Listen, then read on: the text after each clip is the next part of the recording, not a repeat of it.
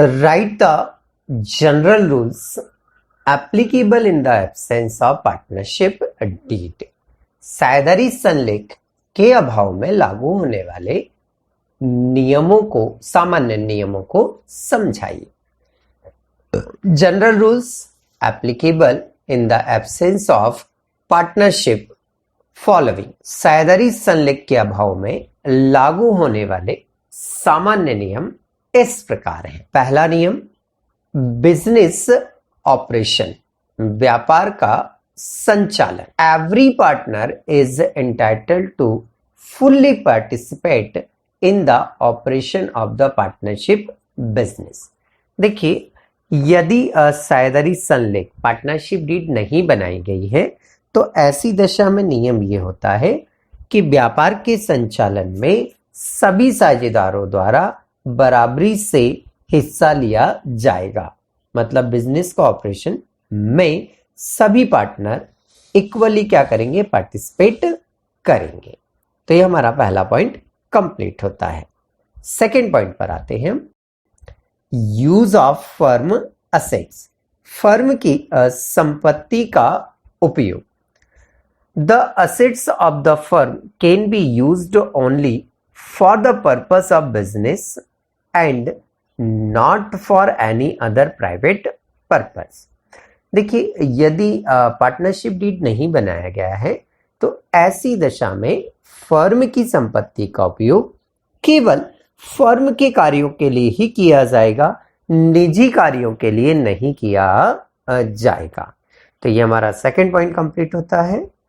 पहला पॉइंट हमारा था बिजनेस ऑपरेशन, व्यापार संचालन. दूसरा पॉइंट था हमारा use of firm assets, firm की संपत्ति का उपयोग. आइए नेक्स्ट पॉइंट देखते हैं. हमारा नेक्स्ट पॉइंट है third, admission of a partner, साझेदार का प्रवेश.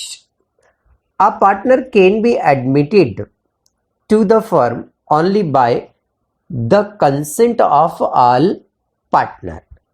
देखिए, यदि साझेदारी संलेख नहीं बनाया गया है और किसी साझेदार को फर्म में प्रवेश देना है तो ऐसी दशा में शेष सभी साझेदार यदि एग्री होते हैं, सहमति देते हैं, तो ही उस नए साझेदार को फर्म में प्रवेश दिया जा सकता है. यदि कोई एक साझेदार भी असहमत है, डिसएग्री है, तो उससे फर्म में प्रवेश नहीं दिया जा सकता है. तो इस तरह से यह हमारा थर्ड वाला पॉइंट यहां कंप्लीट होता है. आइए तीनों पॉइंट्स को एक बार रिवाइज कर लेते हैं.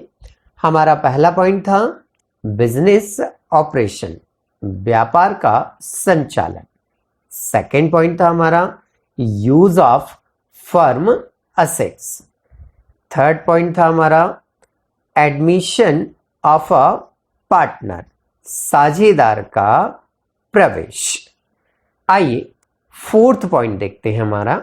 हमारा फोर्थ पॉइंट है रिटायरमेंट ऑफ अ पार्टनर, साझेदार की निवृत्ति. A partner is entitled to the repayment of his या her capital on retirement. If the capital is not paid out, then the retiring partner is entitled to get 6% per annum interest. यदि कोई साझेदार firm से निवृत्त होता है, मतलब retire हो रहा है, फर्म छोड़कर वो जा रहा है, तो वह अपनी पूंजी वापस पाने का अधिकारी होता है. यदि उसे उसकी पूंजी का भुगतान नहीं किया जाता है तो उसे बकाया राशि पर 6% प्रतिवर्ष ब्याज दिया जाएगा. तो ये हमारा फोर्थ पॉइंट यहां पर कंप्लीट होता है.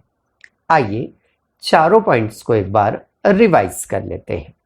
फर्स्ट पॉइंट क्या था हमारा, बिजनेस ऑपरेशन, व्यापार का संचालन.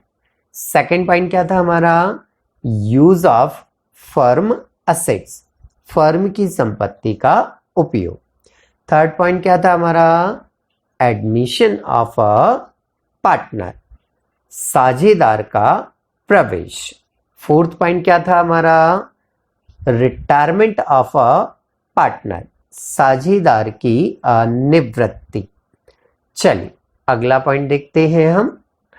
अगला पॉइंट है हमारा fifth, change in firm, firm में परिवर्तन।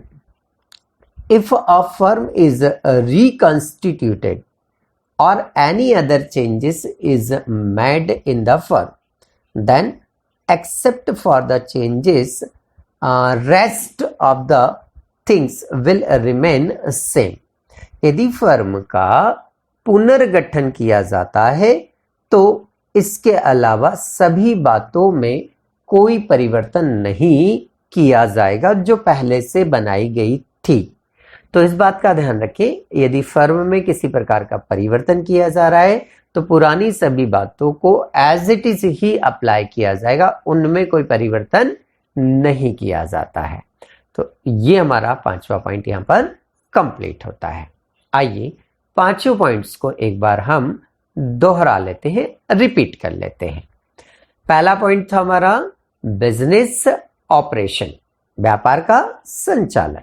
दूसरा point use of firm assets, firm की संपत्ति का उपयोग। तीसरा पॉइंट क्या था हमारा? एडमिशन ऑफ अ पार्टनर, नए साझेदार का प्रवेश। चौथा पॉइंट क्या था हमारा? रिटायरमेंट ऑफ अ पार्टनर, साझेदार की निवृत्ति। और पांचवा पॉइंट क्या था हमारा? चेंज इन फर्म, फर्म में परिवर्तन। आइए एक बार डिसेंडिंग ऑर्डर में भी इनको हम रिवाइज कर लेते हैं। तो फिफ्थ पॉइंट क्या था हमारा? Change in firm. Fourth point क्या था हमारा? रिटायरमेंट ऑफ अ पार्टनर, साझेदार की निवृत्ति। थर्ड पॉइंट क्या था हमारा? एडमिशन ऑफ अ पार्टनर, नए साझेदार का प्रवेश। सेकेंड पॉइंट क्या था हमारा? Use of firm assets, firm की संपत्ति का उपयोग। और पहला पॉइंट क्या था हमारा? बिजनेस ऑपरेशन, व्यापार का संचालन। तो इस प्रकार से ये क्वेश्चन हमारा यहाँ पर कंप्लीट होता है।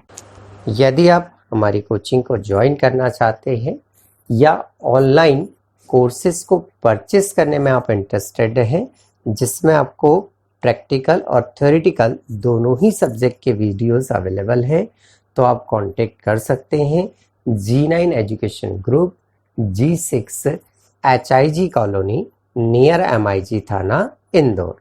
Contact number 9826421188। ये नंबर मेरा कॉल और व्हाट्सएप दोनों के लिए अवेलेबल है। आप G9 एजुकेशन ग्रुप के नाम से प्ले स्टोर से ऐप भी डाउनलोड कर सकते हैं। धन्यवाद।